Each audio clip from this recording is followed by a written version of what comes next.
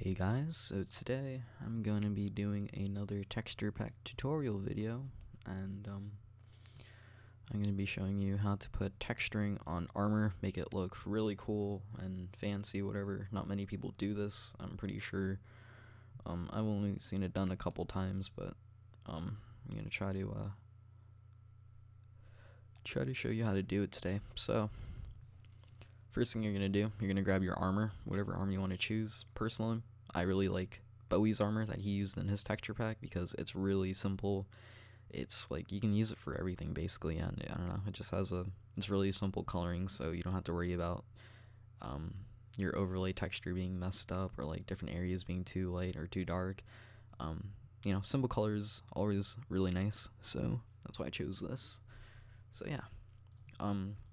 So I was just on Google like 2 minutes ago looking for a cool rust texture, and I found this one, and this one's pretty cool because it has a lot of kind of like this bluish green over here in this area, and that's really nice for armor.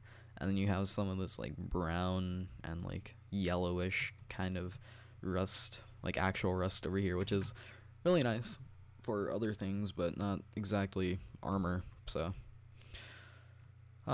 let's get started. Let me just save these real quick, and at the end of the video I'll show you me putting it, or like, I'll show you in game what it looks like. So yeah, so I'm gonna start with Bowie's armor. This really simple blocky armor that like everyone uses now.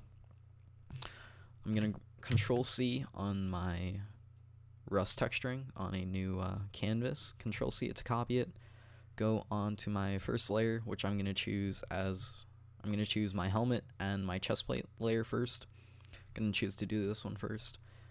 Add a new layer, press Control V to copy it, or to paste it, sorry. Keep canvas size, and it's probably gonna be over the edge or whatever of the canvas, and that's good, don't worry, because you can just press shift and then click from the corner inward, and that's maintain aspect ratio or whatever you want to call it, and it'll keep its size. So you kind of just want to aim it towards somewhere inside of the border of the canvas. It's okay if it goes out because it's just going to get rid of it later on, but make sure you're doing it on a second layer. Press Control D after you're done doing that, and I flipped the texturing over a little bit because I did not want this brown on the armor, at least not a lot of it. I did this before, and I know that this helmet, this area over here, is going to turn out really dark compared to this one over here. So just keep in mind, if you use the brown part of like any rust texturing or like whatever texturing you're using, it's going to come out dark. So yeah, so I have this. Now you're going to go to your second layer, make sure you're clicked on it, layer properties, and you're going to choose one of these that you guys think looks decent or nice. The ones I personally use are usually either overlay or multiply, so I'm gonna choose multiply for this. And then next thing you're gonna do, you want to get rid of all the excess texturing on the second layer. So how you're gonna do that is you're gonna choose the outside of the armor, not the armor itself, but the outside of it. It's like usually what would be this checkerboard. You're gonna click all that. You're gonna go onto your second layer now, and you're gonna press Control X to get rid of all of that unwanted stuff. At least it should leave you with just the ones that were on the armor pieces like that. So you have that, and now it already looks really nice. You have this really cool kind of battle scarred looking armor or whatever. So usually what I like to do next, you can or can't do this depending on what you want, but I usually turn mine to black and white, and it also changes the color of like the shade I use, so kind of like that. Next thing I'm going to do, make sure you still have 2 layers. So you're going to go in your first layer, you're going to take your magic wand tool and add union, and you're just going to go on the inside of all of these or whatever you want to do. I do this personally.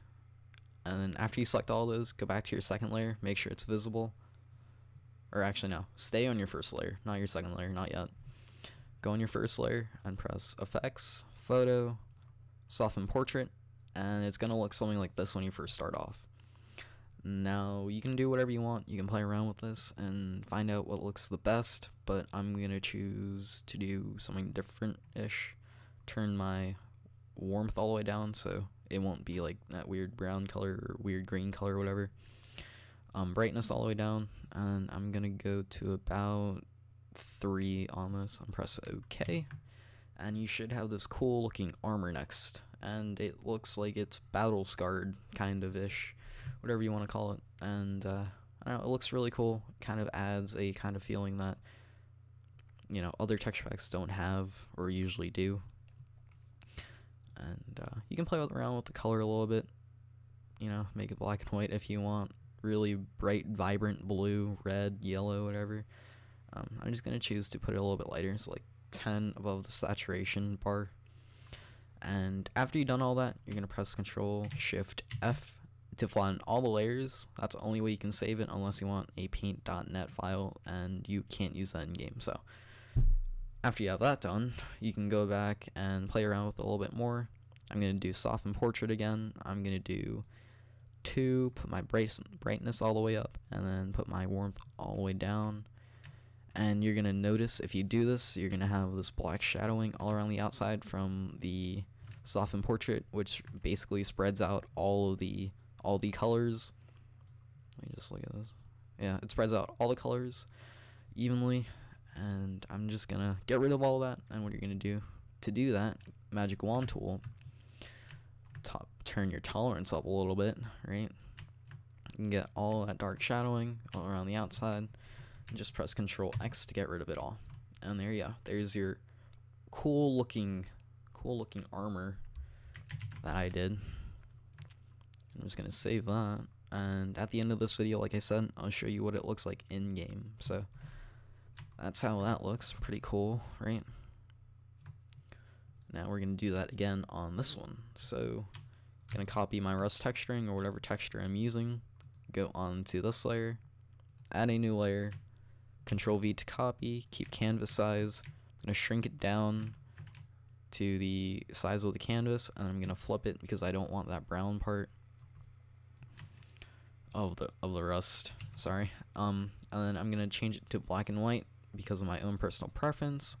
I'm gonna go to either multiply or overlay. I'm gonna do multiply because you're gonna want to do whatever you did to this first layer, like your helmet and your chest plate, to your leggings and your boots, because if not, it's gonna look really funny when you have 2 different colored, like, chest plate and helmet and boots and leggings. So you don't want that.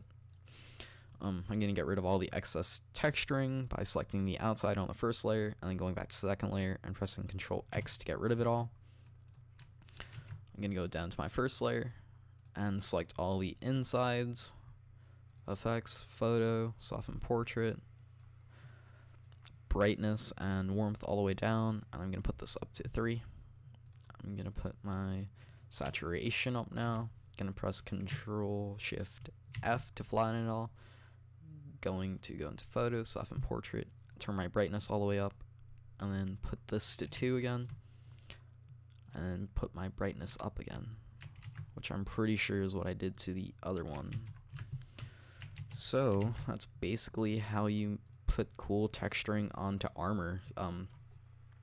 I've been doing this recently for like all of my texture packs, just putting a simple overlay onto armor or like swords to make it look like something else happened to it. Like I know my Tunguska pack and my Quasar pack, I put it on the handles and it kind of looks like it was made out of like stone, or like the metal on it was like rusted or something, and it looks pretty cool. But I've been using it recently on armor and it looks really nice, as you can probably see. I've been doing another cool swirly effect on armor too, but that's a tutorial for another day.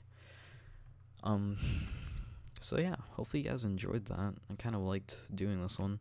So I'm gonna go ahead and go into my Minecraft now and show you guys what it looks like in game. So yeah, I'll see you guys there.